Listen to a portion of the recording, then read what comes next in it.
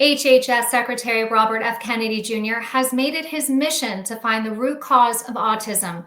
While he has been applauded by many for his commitment to the neurodevelopmental disorder, others have spoken out against his recent remarks on April 16th that said in part about those living with autism. These are kids who will never pay taxes.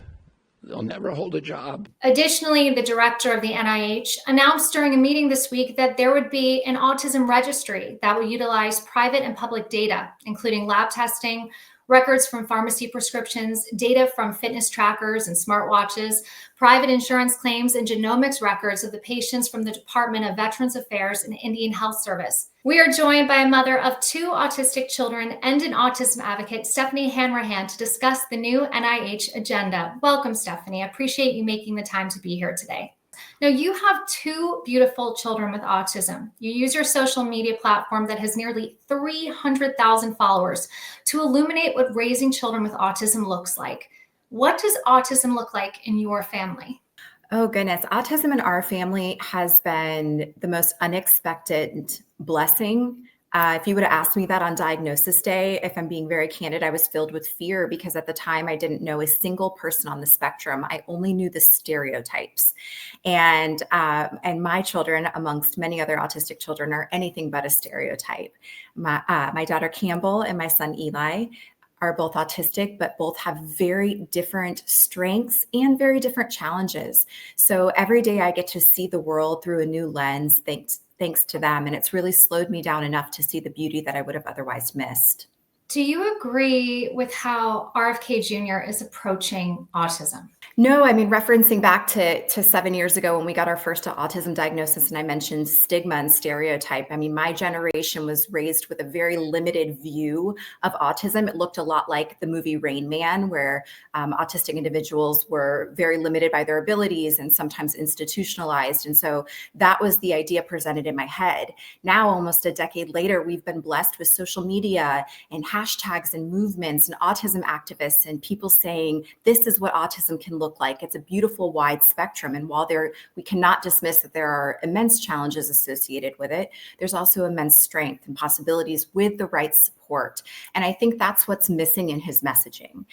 We're hearing a lot about the can'ts and the won'ts and the limitations, and that's taking us right back to that fearful, stigmatized version of autism that we fought so hard to break free from.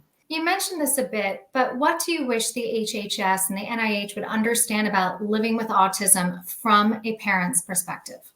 I would want them to know that a different life is not a lesser life.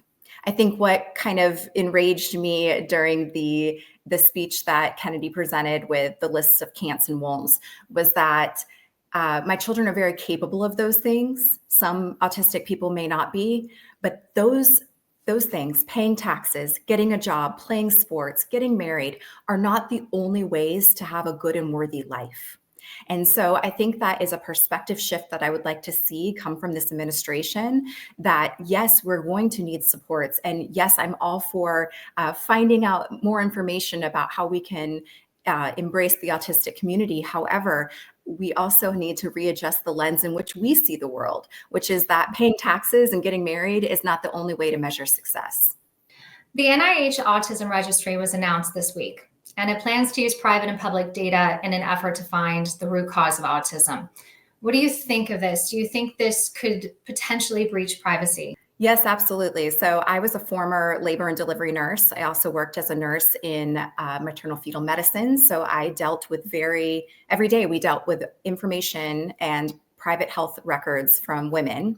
And we were privy to that information for a few reasons. We were privy to it because we were the women gave consent to give us that information. And we also needed that information to carry out our job.